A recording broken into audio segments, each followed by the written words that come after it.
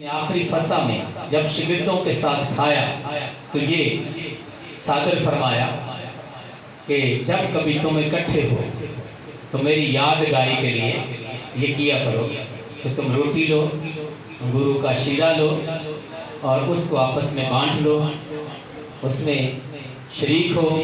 جب ہم اس میں شریک ہوتے ہیں کہ یسوع مسیح کا یہ بدن اور خون ہے۔ اس کو تھوڑا اور سمجھنے کے لیے ہم آگے بڑھیں گے۔ پہلا کرنتھیوں 11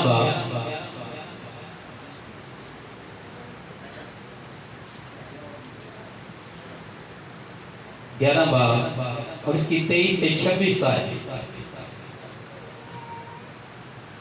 یہ لکھا ہے، کیونکہ یہ بات مجھے خداوند سے پہنچی اور میں نے بھی تم کو پہنچا دی کہ خداوند یسوع نے جس رات وہ پکڑوایا گیا روٹی لی اور شکر کر کے توڑی اور کہا یہ میرا بدن ہے جو تمہارے لیے ہے، میری یادگاری کے واسطے یہی کیا کرو۔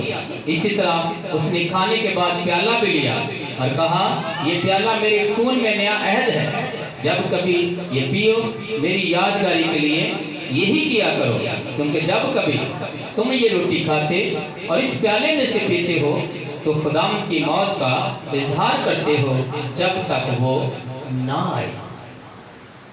کہ جو روٹی میں اور بدن میں شریک ہوتے ہیں وہ یسوع مسیح کی موت کو جو ہمارے لیے ہوئی، اس فدیہ کو جو ہمارا دیا گیا، اس کو یاد کرتے ہیں، اس کو ظاہر کرتے ہیں، اس کا اظہار کرتے ہیں۔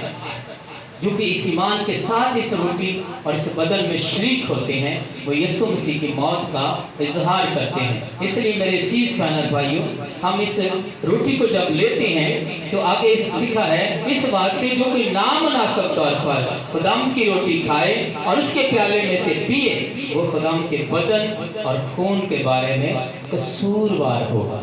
نامناسب سے مراد ہے کئی دفعہ لوگوں نے توبہ نہیں کی ہوتی، کئی دفعہ لوگوں نے بپتسمہ نہیں لیا ہوتا اور وہ نئی زندگی نہیں پائی ہوتی، وہ بھی پاک شاکت کے لیے کھڑے ہو جاتے ہیں۔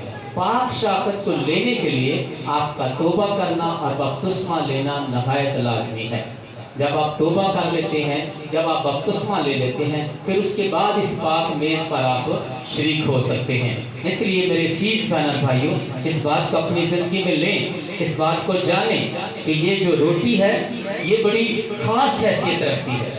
یہ جو یسوع مسیح کا خون ہے یہ ہماری زندگی میں بڑی خاص حیثیت رکھتا ہے، اور جب ہم اس کو لے لیتے ہیں اس کے بعد اصل آپ کی ذمہ داری ہوتی ہے کہ اب آپ اپنے آپ کو بدی سے بچائیں، گناہ سے بچائیں، برے کاموں سے بچائیں، اور اس بات کو یاد رکھیں میں تو یسوع کے بدن میں شریک ہوں، میں تو یسوع کے خون کو پینے والا ہوں جو پاک اور بے عیب ہے، اس لیے میں گناہ نہیں کروں گا، میں برا کام نہیں کروں گا، برے کاموں میں میں شریک نہیں ہوں گا۔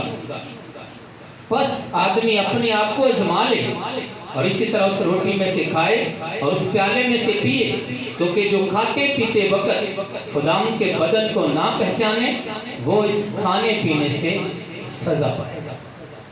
اپنے آپ کو پہچاننا، اپنے آپ کو جانچنا، اپنے آپ کو پرکھنا نہایت ضروری ہے، کیونکہ جو نہیں پرکھے گا، اب پرکھنے سے مراد کیا ہے؟ اپنے آپ کو جانچیں، میں کتنا کلام پر عمل کر رہا ہوں، میں کتنی کلام کی تابعداری کر رہا ہوں۔ کئی لوگ ایسے بھی ہوتے ہیں جو صرف روٹی اور بدن کو لینے کے لیے آتے ہیں اور باقی کام نہیں کرتے، اپنے آپ کو درست نہیں کرتے۔ اس لیے بڑا ضروری ہے۔ کئی دفعہ میں نے یہ دیکھا ہے کئی لوگ جو ہیں وہ نسوار کھاتے ہیں، سگریٹ پیتے ہیں، کہتے ہیں ہم نہیں اس میں شریک ہوں گے کیونکہ میں تو سگریٹ پیتا ہوں۔ میرے بھائی، تجھے سگریٹ چھوڑ دینی چاہیے اور تجھے یسوع کے بدن میں شریک ہونا چاہیے۔ تجھے پان چھوڑ دینے چاہیے، نسوار چھوڑ دینی چاہیے، کیونکہ وہ تو زندگی تیری کو تباہ کر رہے ہیں، وہ تو تیرے بدن کو نقصان دے رہے ہیں، وہ تو تیرا مالی بھی نقصان ہو رہا ہے۔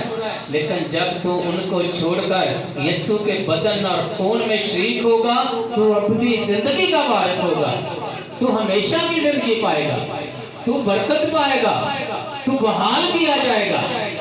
اس لیے ان چھوٹی چھوٹی باتوں کو اپنی زندگی میں لیں اور جانیں کہ یہ چھوٹے چھوٹے کاموں سے میری برکت رکتی ہے، मेरी बरकत रुकती है, मैं बुरे काम नहीं करूँगा।